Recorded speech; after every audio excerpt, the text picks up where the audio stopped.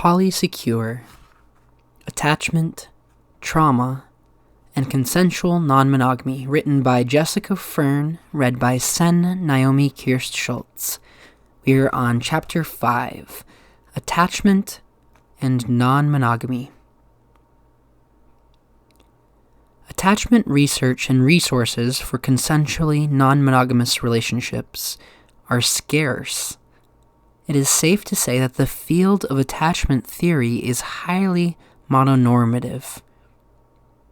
The overwhelming majority of research conducted to understand adult romantic attachment is undertaken with monogamous couples, and advice about how to establish a secure attachment either assumes monogamy or outright prescribes monogamy as a necessary precondition for establishing safety and security. Moores, Conley, Edelstein, and Chopik state that attachment theory presumes that healthy, satisfying relationships are, by definition, dyadic.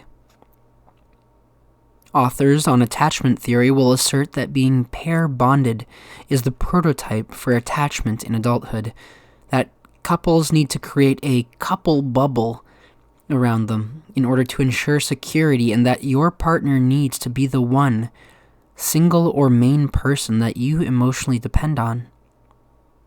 I question if these criteria are even healthy from a monogamous standpoint.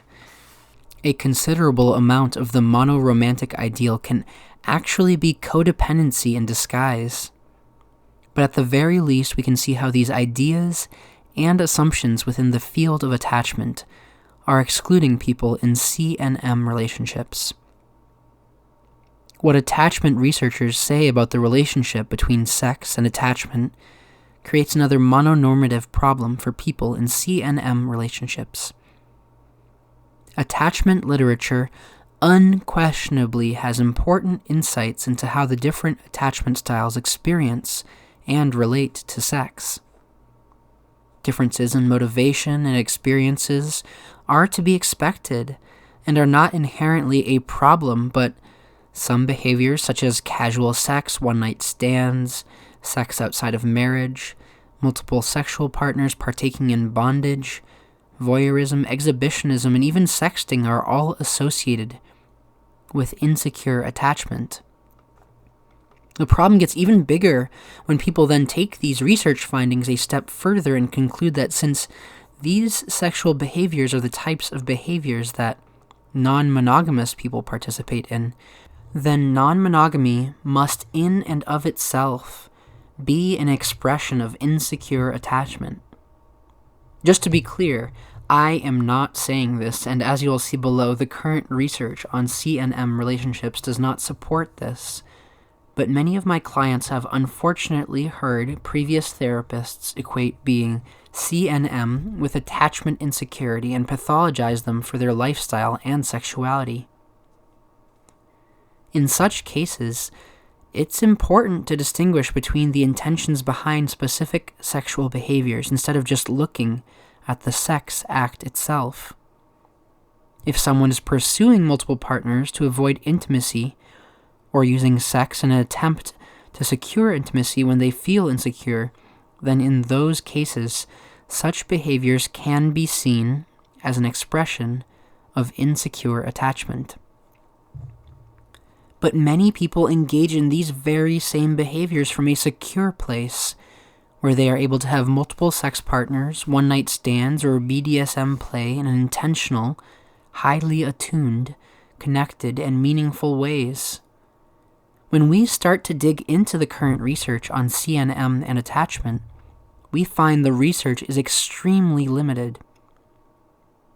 As I write this book in 2020, there are less than a handful of studies that examine the relationship between attachment and C&M. From a research perspective, this is insufficient. The good news is that what little research has been done thus far demonstrates that people in C&M relationships are just as likely to be securely attached as people in monogamous relationships. In a survey conducted with over 1,300 people, Moores, Conley, Edelstein, and Chopik examined whether there were any differences in attachment styles for people who were either in monogamous, swinging, or polyamorous relationships. They found that there was no difference in attachment anxiety levels between people who were monogamous versus those that were CNM, and that people in CNM relationships were actually lower in attachment avoidance than the people in monogamous relationships were. This research suggests that people in CNM relationships exhibit characteristics of secure attachment, maybe even more so than people in monogamous relationships. A smaller study of 179 gay men similarly found no difference in attachment styles between the participants who were in monogamous relationships and those in non-monogamous relationships. A 2014 doctoral dissertation investigated whether there was any difference in the attachment styles of people who identified as polyamorous compared to people who identified as monogamous, and found that there was no statistically significant difference in attachment-related anxiety or avoidance between the two groups. In a 2019 study, Moores, Ryan, and Chopik examined the attachment styles of over 350 polyamorous people who were currently in at least 2 different relationships. They found that people practicing polyamory exhibited secure attachment styles with both of their partners, and interestingly, having more of an insecure style with one specific partner did not affect the attachment functioning of their other relationships. Similar to how a child can be securely attached to one parent while simultaneously insecurely attached to another parent, polyamorous adults can have different attachment styles with different romantic partners that are independent of each other. While the current research on CNM and attachment is encouraging, the shortage of studies to reference creates a massive gap in the current attachment literature, as well as many unanswered questions about the relationship between attachment and CNM. When it comes to advice on how to cultivate secure attachment in non-monogamous relationships, the literature is practically non-existent. Some non-monogamous bloggers and podcasters have used their platforms to educate audiences about the different attachment styles as something beneficial to be aware of in non-monogamous relationships, but the conversation usually ends there. The only literature I could find on anything related to how to create a secure attachment in CNM relationships is an online article by Clinton Power titled "How Secure Functioning Can Help Polyamorous Couples." The article is geared towards therapists working with polyamorous couples, and it explains how to work with these couples based on Stan Tatkin's psychobiological approach to couple therapy, or Pact. The Pact method is well researched and has been designed to help adult romantic relationships securely function. In the article, Power uses a case example of a married heterosexual couple in an open marriage. The wife is struggling because the husband is experiencing an increase in feelings and intensity with his secondary partner.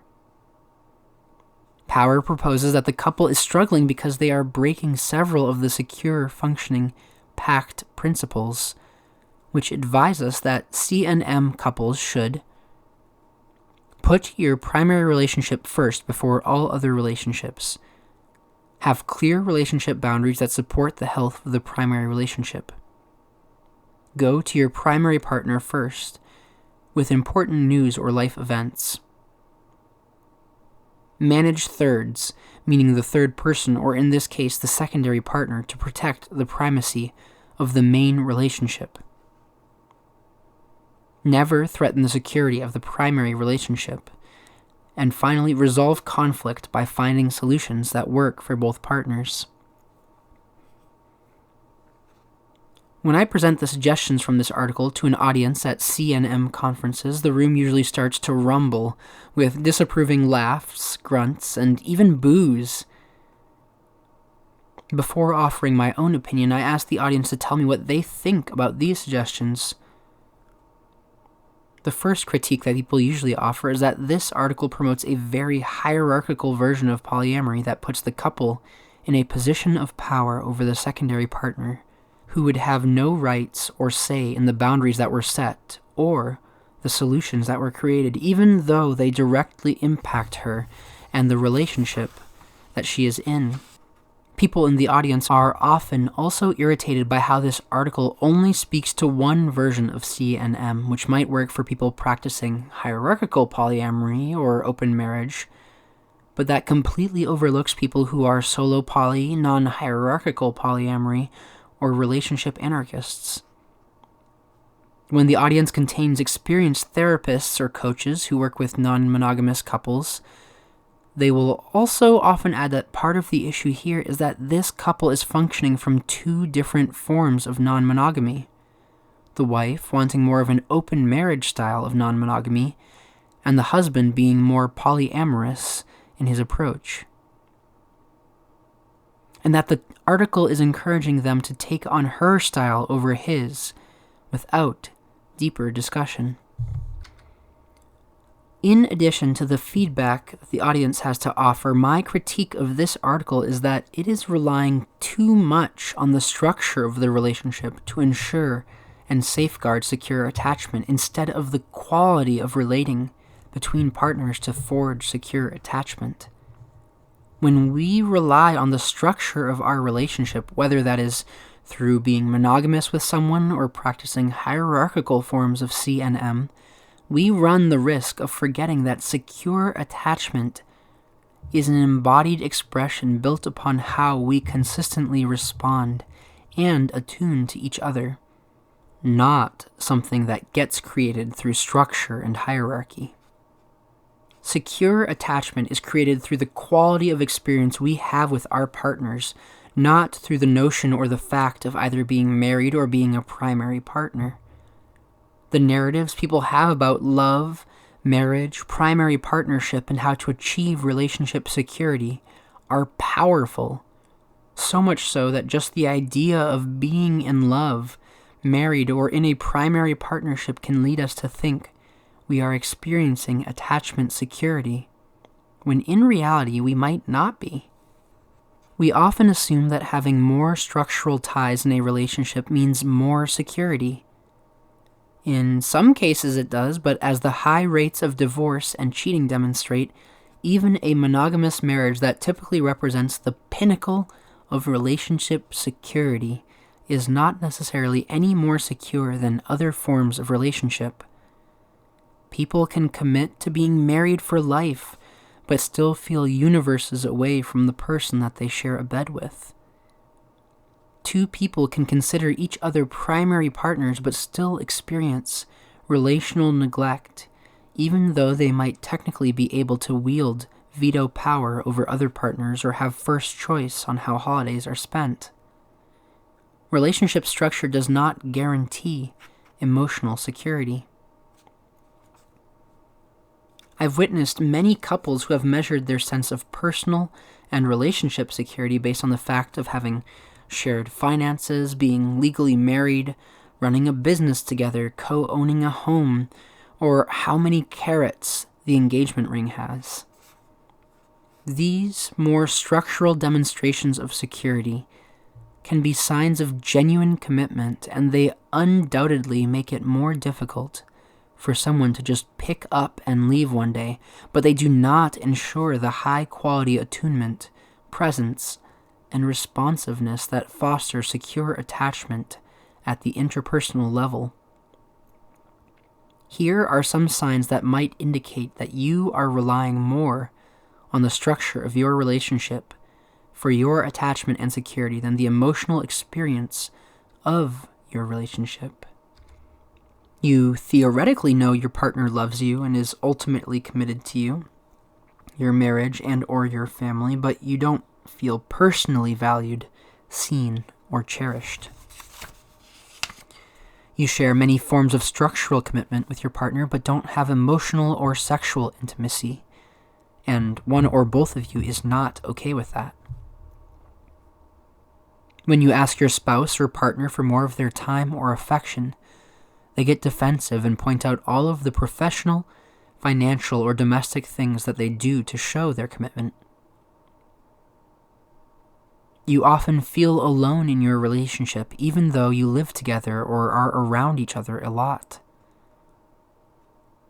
You or your partner defer to gender stereotypes to make the absence of certain forms of emotional or sexual connection more tolerable, such as, "That's just how men are," or, "Well, you know how women can be."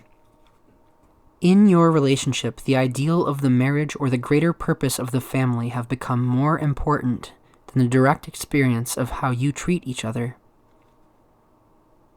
You're married or in primary partnership, but feel like you're always getting the short end of the stick when it comes to your spouse or partner's time, affection, and attention. And last, you know your partner is committed to you, but you don't know if they actually like and enjoy being with you. If you experience any of these things, I suggest working with your partner or partners to strengthen the emotional experience of your secure attachment, which is covered in Part 3. As I address in the next chapter, I've seen the dangers of people depending on the structure of their relationship to feel safe together. When they change that structure, either through opening up from monogamy or transitioning to a less hierarchical form of CNM, it can expose relational insecurities that were disguised by the pseudo or contrived security acquired from the previous relationship structure. The takeaway message here is not to abolish all relationship hierarchies or shared bank accounts, but instead for people to procure secure attachment from their relational experiences instead of their relationship structures. Allow your direct experience with a partner to be the vehicle to secure attachment, instead of having certain relationship concepts, narratives, or structures be the vehicle. When our experience with a partner is the route to secure attachment, we might still want certain relationship structures, benchmarks, and milestone experiences, but the urgency at which we define, solidify, or need to nail things down can relax and occur more organically. Current research and resources about attachment and consensual non-monogamy are scarce and at an embryonic stage. I'm hopeful that more research and resources will continue to crop up as awareness and acceptance of non-monogamy continues to grow, but for many people it will not be soon enough. Part 3 is designed to walk you through the different components of secure functioning, not based on your relationship structure, but based on the behaviors that you can apply to any of your CNM relationships in which you seek to deepen polysecurity. This has been Chapter 5, Attachment and Non-Monogamy, from Polysecure, Attachment, Trauma, and Consensual Non-Monogamy, written by Jessica Fern, read by Sen Naomi Kirsch-Schultz. Thanks for reading along with me.